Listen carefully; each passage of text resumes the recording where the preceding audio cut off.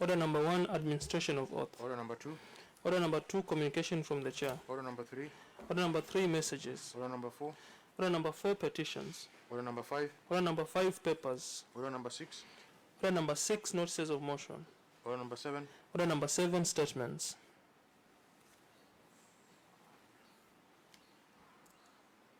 Is Honorable Stanley present?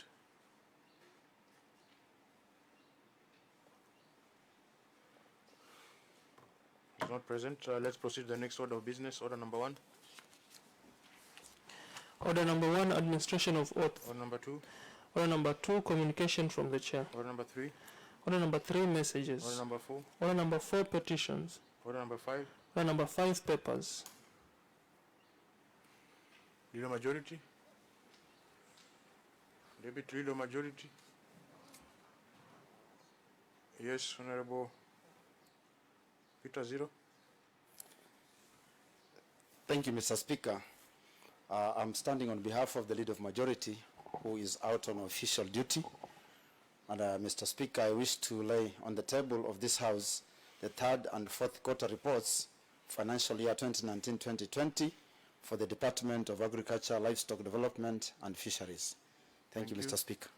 Next order.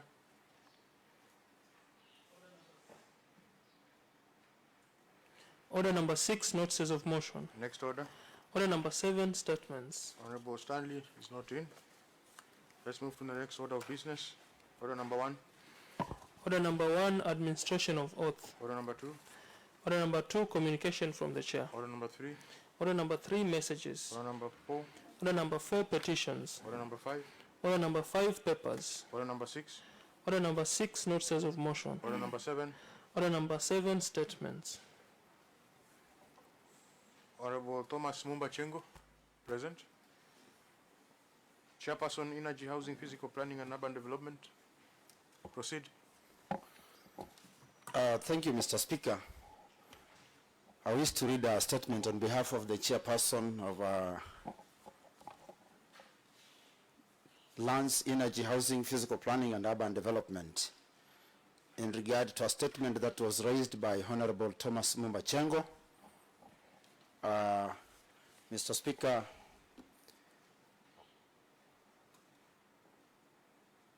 the statement was raised on 28th, and the response is as follows.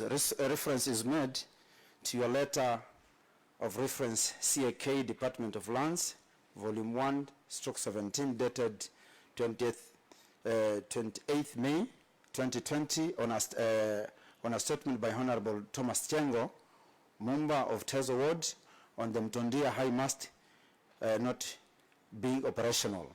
Kindly note that this was a project of the Department of Roads, Public Works and Transport, and we therefore do not have the documentation of it.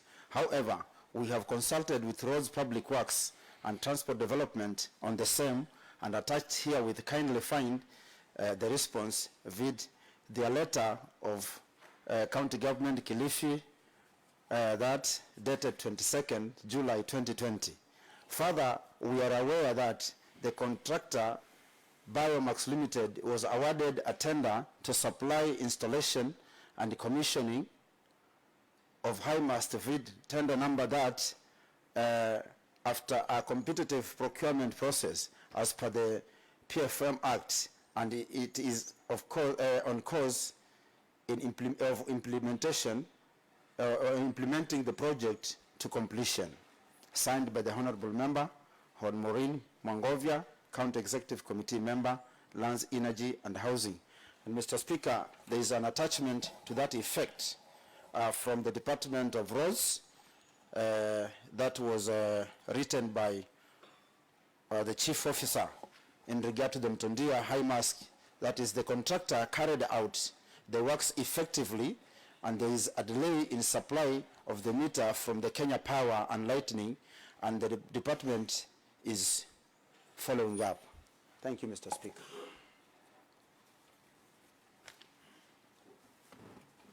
Mr. Thomas.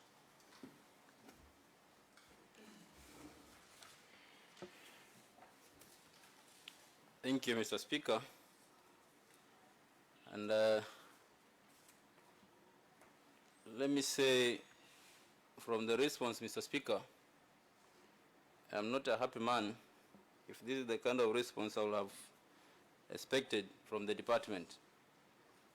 First, from the statement wrote by Honorable Maureen Mongova, the CCA in charge of lands, energy, housing, and physical planning, let me, for the purpose of the record, let me say that my name was not written well, because I'm not Thomas Mramba Chengo, I'm Thomas Mumba Chengo. Again, Mr. Speaker, we are talking of transfer of functions here. And if the function was transferred to the Department of Lands, Energy, Housing, and Physical Planning, then in my understanding, the department should have transferred everything so that the CC will have no excuse in responding to questions from this House. So for her now to say that the project was executed while under the Department of Roads, that she has no information about it, to me I think it's an excuse. Again, Mr. Speaker, we've had a tendency of saying that the contractor is competitive, that's why it has been awarded. But this is a project of 2017-2018, Mr. Speaker. I'm reading the response from the Department of Roads, a one sentence, one paragraph response from my statement. For a project that was done in the financial year 2017-2018, that is. And the response as it reads, the contractor carried out the works effectively. There is a delay in supply of the meter from the Kenya Power and Lighting, and the department is following up. I don't know, Mr. Speaker, if the BQ did not state that the high mast line should not be completed and serve the purpose by the contractor for the department to follow it up for the meter. For over 3 years now, they are still following up for a meter. I think this is a level of incompetence, Mr. Speaker. So for them to respond to this House and say that they are still following up, I don't know till when, because they don't specify even the time frame at which that project should be in completion.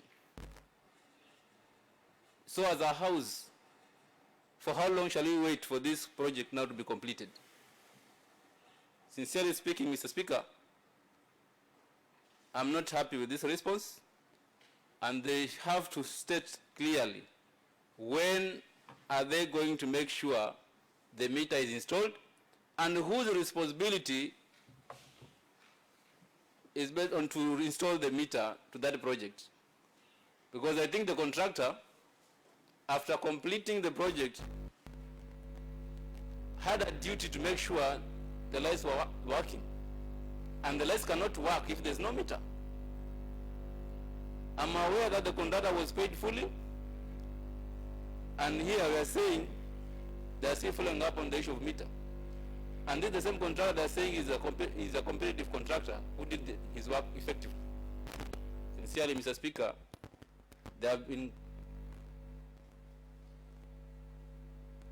awarding more tenders to this contractor doing similar jobs, and here they can confirm to this House that this is a competitive contractor who did not finish his work by then. I'm a worried member, and if this is the trend, then our people will lack services because of this level of incompetence. Thank you, Mr. Speaker. Pascal. Thank you, Mr. Speaker, for granting me this opportunity to also contribute on the subject matter on the floor. Mr. Speaker, I want to take this opportunity to actually agree and support the member who brought this motion before this House. Mr. Speaker, as a county, we have always wanted the business sector, Mr. Speaker, to be up and running. And by this, Mr. Speaker, I mean that these high mast lights that we passed to be erected in different trading centers, Mr. Speaker, I had a reason for that, because for one, we had wanted to control the security of our traders, Mr. Speaker, and also those who live around the trading centers. And again, Mr. Speaker, we had wanted our traders to have ample time, Mr. Speaker, to trade even during the early hours of the night, Mr. Speaker.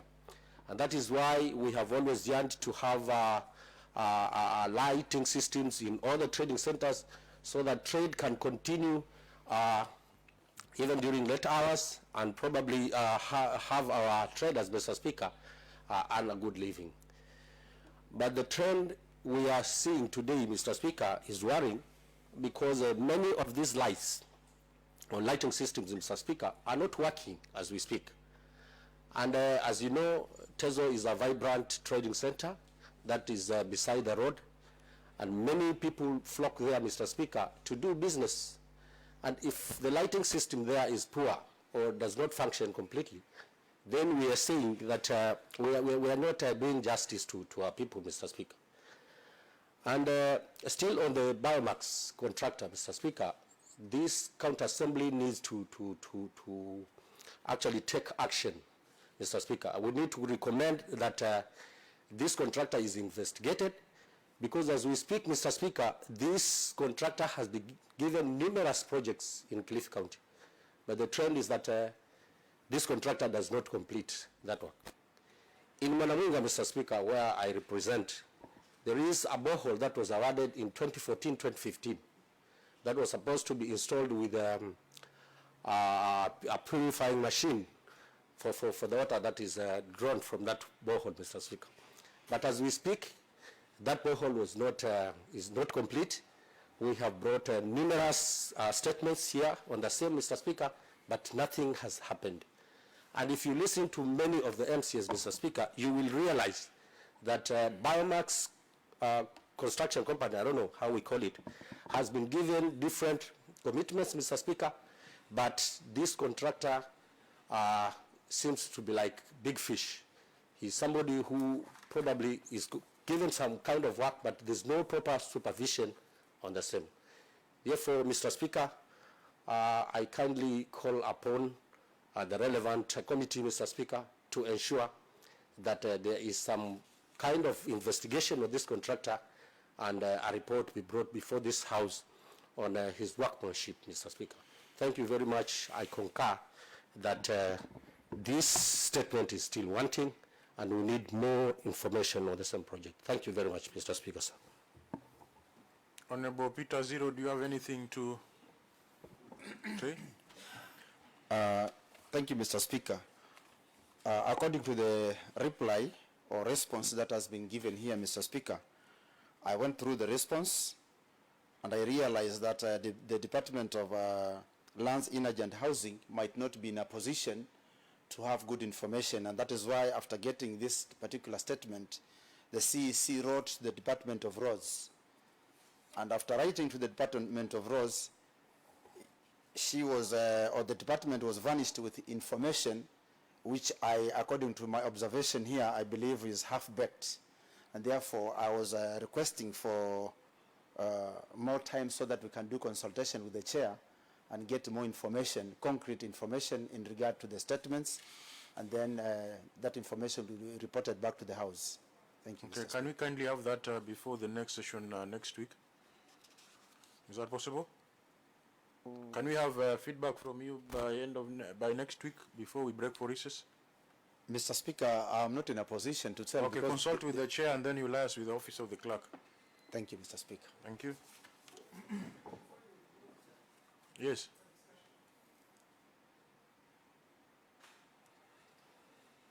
Chairperson Rhodes, you have anything to say? Yeah. Where is your microphone?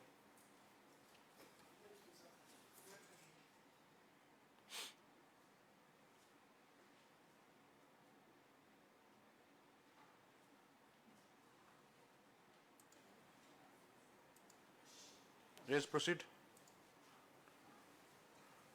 Mr. Speaker, even as the standing chair puts it that he'll consult, I think, Mr. Speaker, is unethical that a department can run away from its responsibility. Just By sa- proceed. Yes. By saying that the work that they are mandated to do is for another department. Mr. Speaker, what we know that there's only one government, that is the county government of Kilifi. And if the question was raised to the Department of Lands, which we are aware that it demanded functions be removed from the Department of Roads to it, then it's not in order. That gives half-baked responses in this case that it was a work of another department. That is irresponsible, Mr. Speaker. They should also be reprimanded. Thank you. Okay. Next. There's a statement sought by Honorable Dixon Shaban. Honorable Peter Zero, please proceed. Thank you, Mr. Speaker. Again, I'm raising on behalf of the Chair, Lands, Energy and Housing and Physical Planning, to read a response by Honorable Shaban. And the response is as follows. Reference is made to your letter, reference that dated 2nd July 2020 on a statement by Honorable Dixon Shaban, Special Elect on Chauringo Village, Kamberibe High Mast Light not being operational. Kindly note that this was a project implemented by the Department of Roads, Public Works and Transport. In consultation with the said department, attached here, kindly find their response, read their letter with that reference number dated 22nd July 2020, signed by the Honorable Member, CEC Member, Lands, Energy and Housing, Planning Maureen Mongovia. Mr. Speaker, the attachment again reads as follows. That the contractor carried out the works effectively. The meter installed was a token type, and we had to request for a prepaid meter which is yet to be delivered from Kenya Power and Lightning, and the department is following up. Mr. Speaker, that's the end of the statement, but before I sit down, I had a comment, if you will allow me. Yes. According to my observation here, it's like the statement was raised to the Department of Lands, Energy, but actually it was directed to that department, but it was supposed to be directed to the Department of Roads, because at the executive there's a conglomeration of activities. Some of the works that are supposed to be done in the Department of Roads are being transferred to the Department of Lands. The other time we had a problem here with the Department of Tourism, Trade and Tourism, because the Department of Trade and Tourism had actually budgeted for this high mast lights to be erected in certain markets. And when we were trying to do some consultations with the Department of Roads, they said the mandate lies with the Department of Roads. So I think that is why when the statement was directed to the Department of Lands, they wrote a letter to the Department of Roads so that they can give them information. Thank you, Mr. Speaker. Honorable Shaban. Thank you, Mr. Speaker, sir. Mr. Speaker, sir, before I say my views, this statement was, I sought it first last year on the Department of Roads, and then I didn't get any response. That's why I also raised this statement to the Department of Lands. And Mr. Speaker, sir, the high mast at Chauringo Village, where I come from, I lived at Chauringo Village. When it was installed, it took like 3 months, and then it didn't work. Then it took almost 1 year. So when I raised this statement to sort what was happening, I'm happy to say that like 2 weeks now, it's now in operational, and the people of Chauringo Village, where I come from, are enjoying that services. And Mr. Speaker, sir, what I would have said is that as long as the the HIMARS is working at Choringo village, let me hope that the bills are going to be catered for. I don't want in a situation where the HIMARS is working and then after some times we are told now the department is not paying for the bills. So let me hope that the HIMARS will continue operating and then the department must at any given time pay those bills so that we avoid coming back with a statement that the HIMARS has stopped due to the bills from the Kenya Power. Thank you very much, and I'm certified, but it's like the department is also not aware that the HIMARS is operational. That's why they brought this response. But because I'm staying at the village, yes, I'm aware that it is operational. Is a point of information. Yes. Go ahead. To the standing chair. I had my slides. Okay.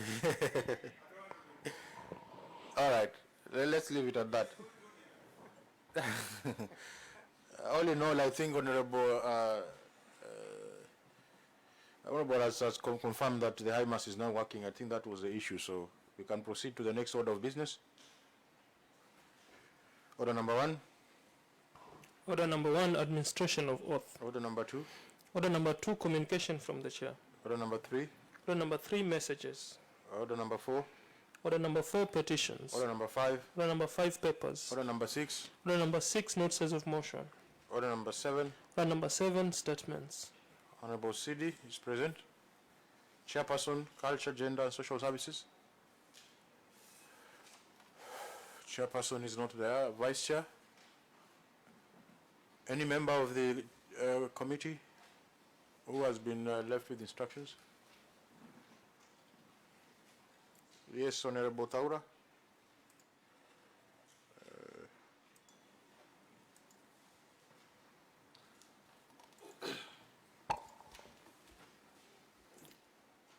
Thank you, Mr. Speaker. I wish to stand to represent the chair of the Committee of Gender, Youth, Culture and Social Services to read a response following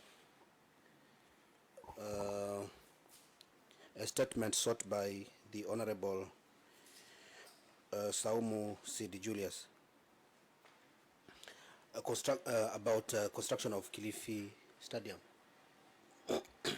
Whether the county executive member in charge of gender, youth, culture and social services is aware that the county assembly of Kilifi allocated 100 million in the county budget financial year 2019-2020 for the construction of and designing of Kilifi Stadium. If yes, what is the current status of the stadium and how much money has been utilized so far? And here is the response. The CEC member in charge of sports is aware of the allocation of 100 million for construction of Kilifi Stadium in the financial year 2019-2020.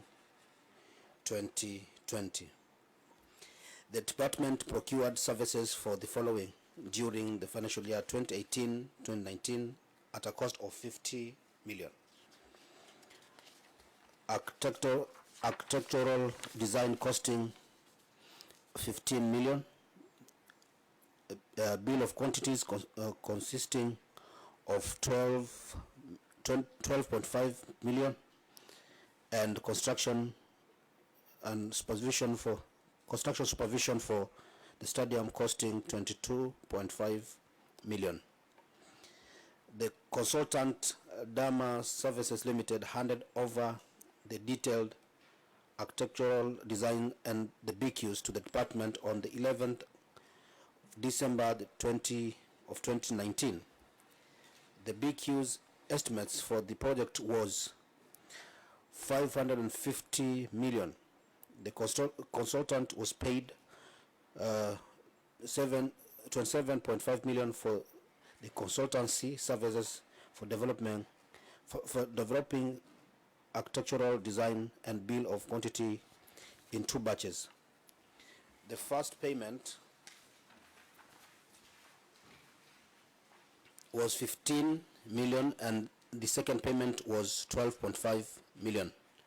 Payment vouchers for the 2 payments are here attached for your perusal.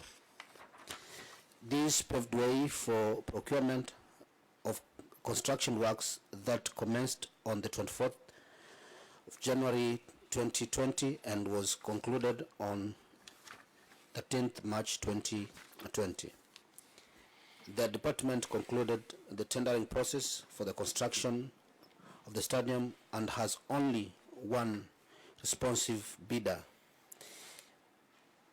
IPCO Builders Limited, with a winning bid sum of 638,105,205 million.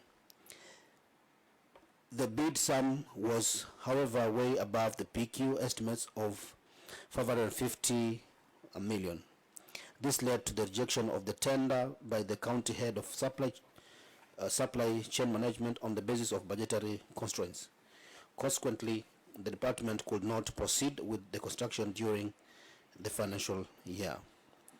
Therefore, the consultancy fees for the construction and supervision amounting to 22.5 million was not in the budget, and no construction took place. In 2019-2020 financial year, 100 million was allocated for the stadium. However, 50 was reallocated during the first supplementary budget as shown in the table below. Project name and amount: 1. Pirani Social Hall, 4 million. 2. Chasimba Social Hall, 5 million. 3. Construction of Malindi Library, 10 million. Rabai Social Hall, 3 million. Finishing and repair of Mariakani Social Hall, 0.5 million. Furnishing of Chonyi Amphitheater, 4 million. Electrical installation of Shariani Women Empowerment Project, 0.5 million. Fencing and landscaping of Kibaoni Social Hall, 3 million. And architectural design and consultancy of Kilifi Stadium, 15 million.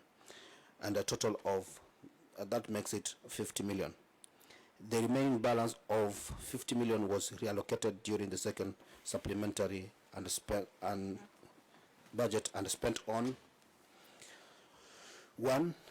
20 million used for campaign against teenage pregnancy and 30 million used for COVID-19 emergency through the county emergency fund. This is from Dr. Anissa, who is the county executive committee for gender, culture and social services. Thank you, Mr. Speaker. Ambosidi. Thank you, Mr. Speaker. I'm contented with the answer.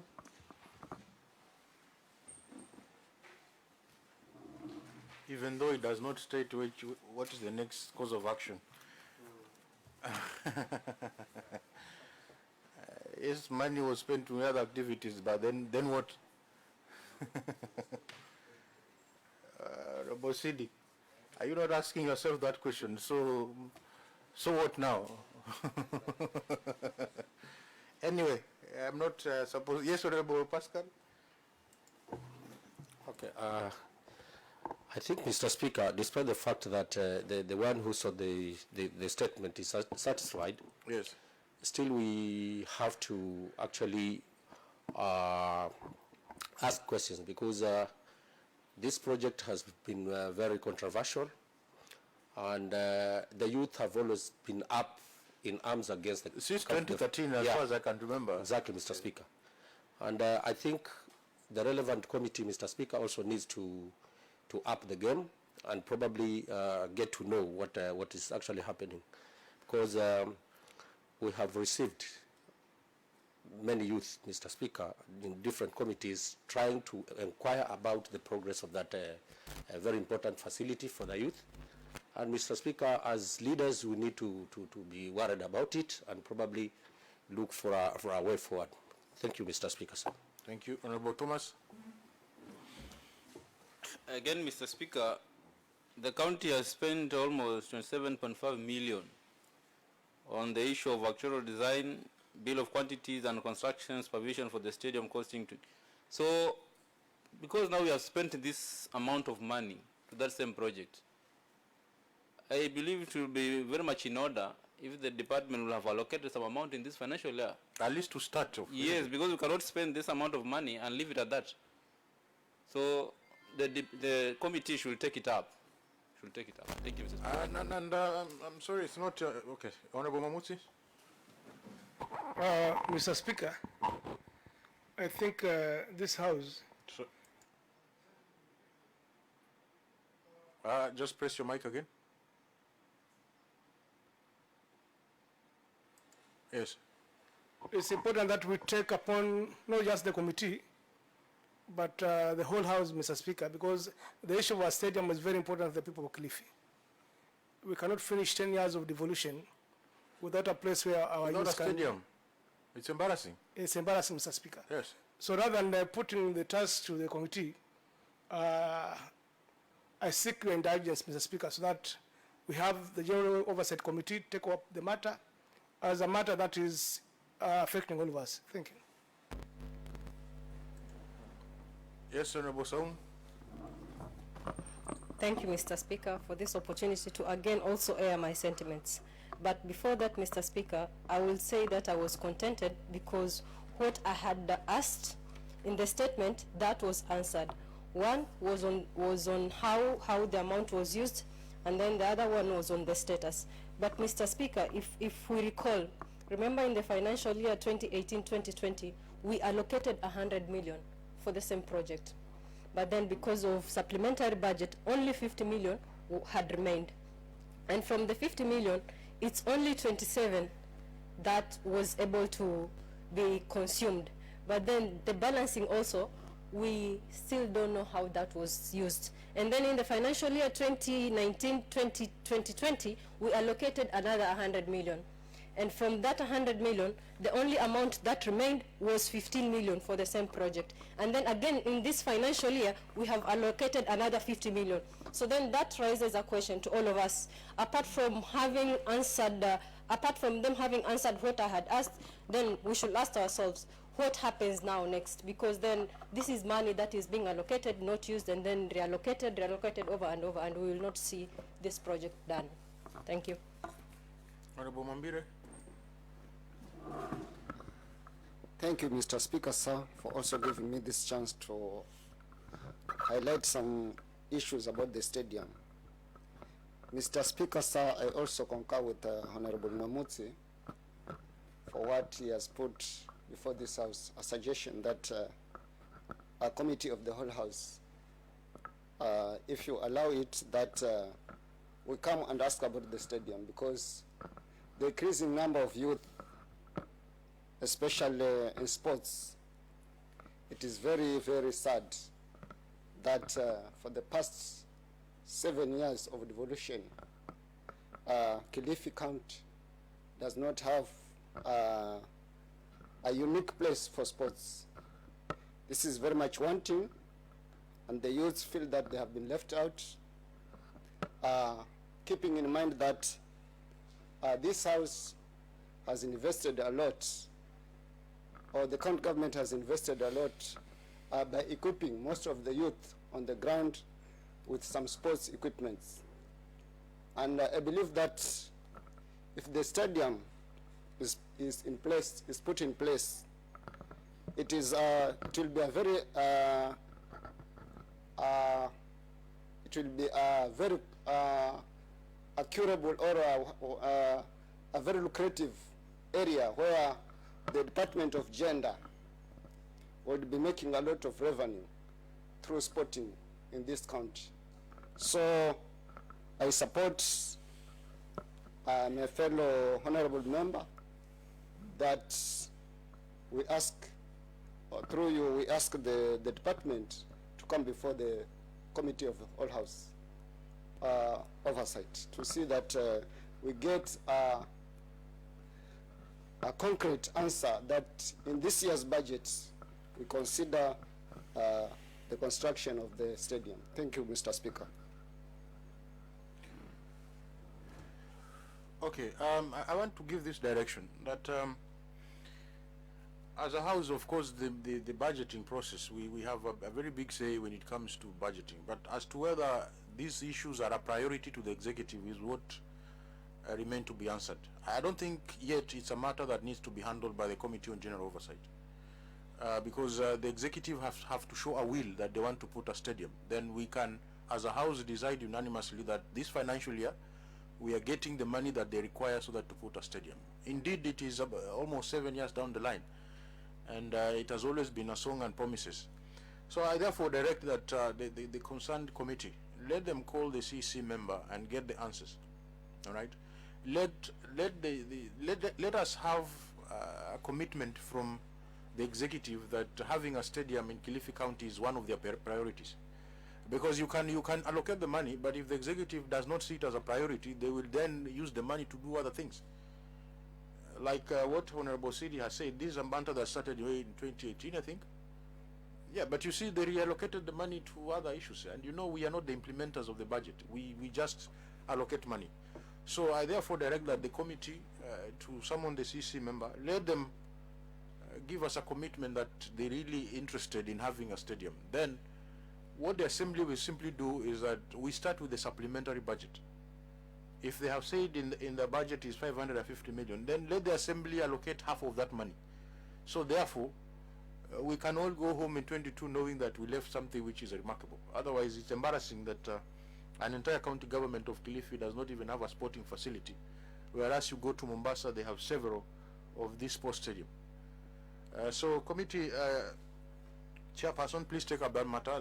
Let's see if we can get results by next week, and then if the executive show to us that it is in their best interest or in the best interest of the people of Kilifi to have a stadium, then the burden will be upon us now. During the budget making process, we make sure that in that department they at least get half of what has been budgeted for. Then thereafter, if implementation is not done, then the General Oversight Committee will come into place and question why that has not been done. But as far as I think it's not a matter that needs to be brought before the whole House.